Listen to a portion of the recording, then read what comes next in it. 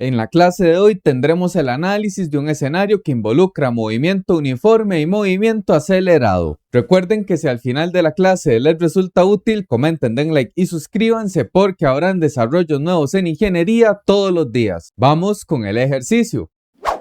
El problema 2.88 del Szyr-Szymanski involucra 6 ítems. Vamos a trabajarlos todos. En la primera parte se nos dice que un estudiante corre a más no poder para alcanzar su autobús que está detenido en la parada, con una rapidez de 5 metros por segundo. Cuando ella está aún a 40 metros del autobús, este se pone en marcha con aceleración constante de 0.170 metros por segundo al cuadrado. A. ¿Durante qué tiempo y qué distancia debe correr la estudiante a 5 metros por segundo para alcanzar el autobús? Bien, para iniciar este problema vamos a crear un diagrama de la situación. Es conveniente que establezcamos 3 posiciones de interés.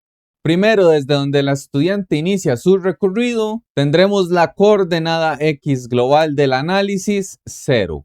Y el propio enunciado nos dice que ella está a 40 metros del autobús cuando inicia el recorrido. De modo que esta segunda partícula se encuentra en una posición inicial de 40 metros con respecto a la referencia de la estudiante. Y la tercera ubicación de interés será el momento donde las partículas converjan, las cuales llegarán hasta una posición X desconocida.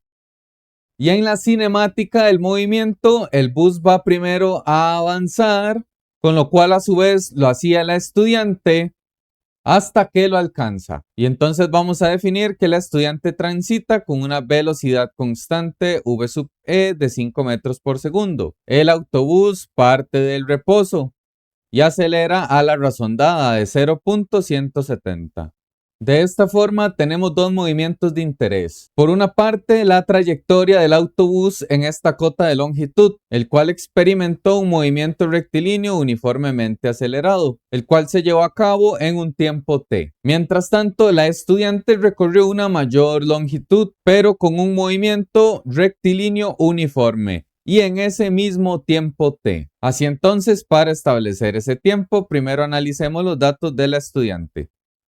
Parte desde la posición 0, viaja con su rapidez constante, llega hasta una posición X desconocida y todo ello lo hace en un tiempo t. Y ya que está viajando en MRU, solo tenemos una ecuación disponible, la cual nos dice que la posición final es la posición inicial más la velocidad por el tiempo. Hacemos 0 la posición inicial y tenemos que va a llegar hasta una posición final que es equivalente a 5 veces t y titulamos esta ecuación como número 1. Ahora estudiamos la cinemática del bus.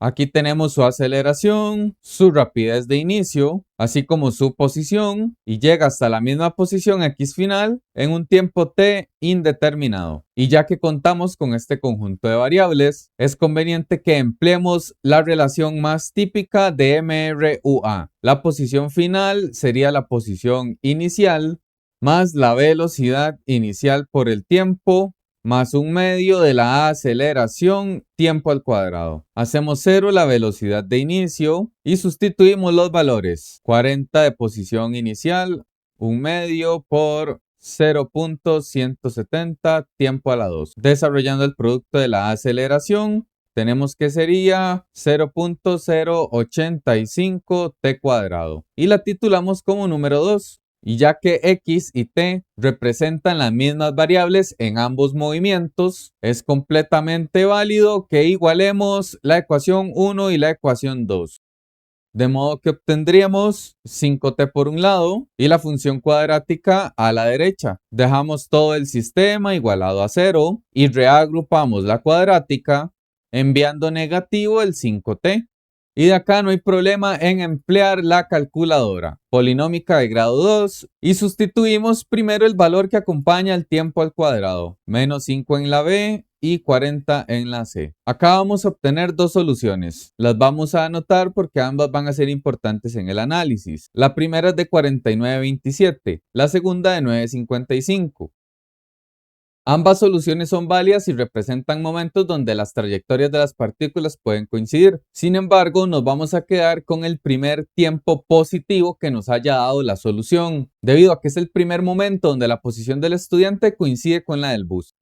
Y entonces, para calcular cuánta distancia ha recorrido el estudiante, correspondería al cambio de posición experimentado, lo cual sería posición final menos la inicial. La inicial directamente vale 0 y para la posición final simplemente evaluamos la función 1, lo cual sería 5 veces el tiempo. Con ello obtenemos que la distancia recorrida por dicha partícula fue de 47,55 metros. Y así ya podemos avanzar al ítem B. Acá se nos dice que cuando lo hace, es decir, que cuando el estudiante alcanza el autobús, ¿qué rapidez tiene el autobús? Y entonces acá empleamos los datos de esa segunda partícula y utilizamos otra relación básica. La velocidad del autobús corresponde a su rapidez de inicio más la aceleración por el tiempo. Inicial es 0 y evaluamos 0.170 metros por segundo en un tiempo de 9.55. Con lo cual vemos que en ese instante viajaba a 1,62 metros por segundo.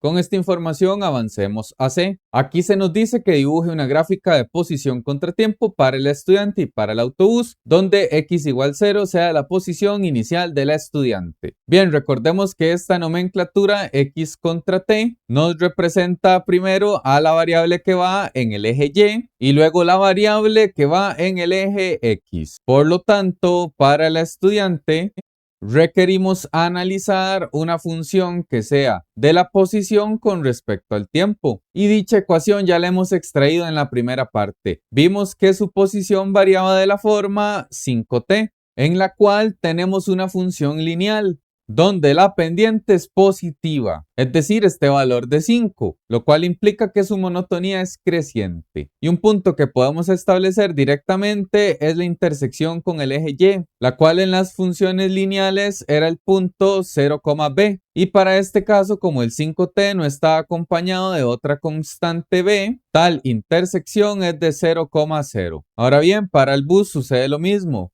Tenemos que extraer una función de la posición con respecto al tiempo.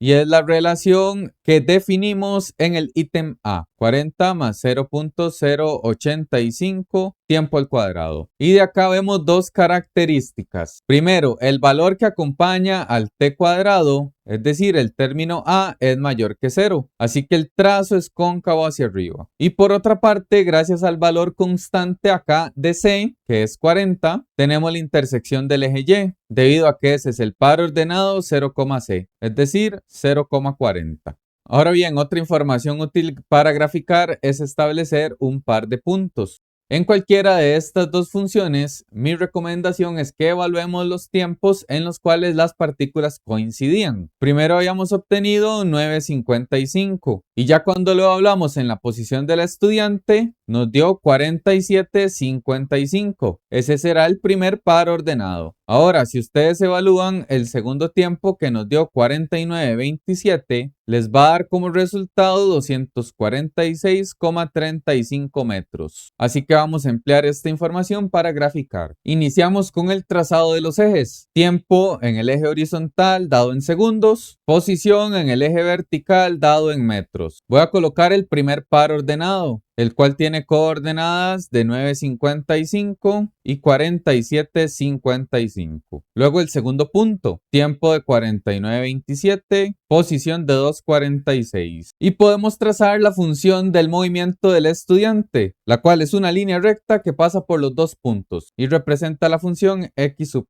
e de t. Luego vamos con el bus. Dicha partícula tiene intersección con el eje y 0,40, de forma que va a coincidir también en esos mismos puntos y vamos a rotular por acá el valor de inicio, que son 40 metros. Esta corresponde a la x sub b de t. Y de esta manera está listo el diagrama solicitado. Avancemos con la parte D. Aquí se nos dice que las ecuaciones que usó en el inciso A para calcular t tienen una segunda solución, que corresponde a un instante posterior en que el estudiante y el autobús están otra vez en el mismo lugar. lograr si continúan sus respectivos desplazamientos. Explique el significado de esta otra solución. ¿Qué rapidez tiene el autobús en este punto? Bien, entonces vamos a generar otro diagrama. Esta vez como punto de partida vamos a tener el primer tiempo donde las partículas coincidían. En ese momento el bus va viajando a unos 62 metros por segundo, pero la estudiante va a 5 metros por segundo. Ello significa que el estudiante se va a adelantar con respecto del bus. De modo que el significado del segundo tiempo va a ser el instante donde más bien el autobús alcanza al estudiante, donde la posición vuelve a coincidir. De forma que en este momento del tiempo, es decir, a 49:27, el autobús ya va a viajar a mayor rapidez, la cual podemos establecer directamente. Sabemos que la rapidez final sería la inicial más la aceleración por el tiempo. Siempre la inicial vale 0 en este caso y sustituimos 0.170 por 49:27.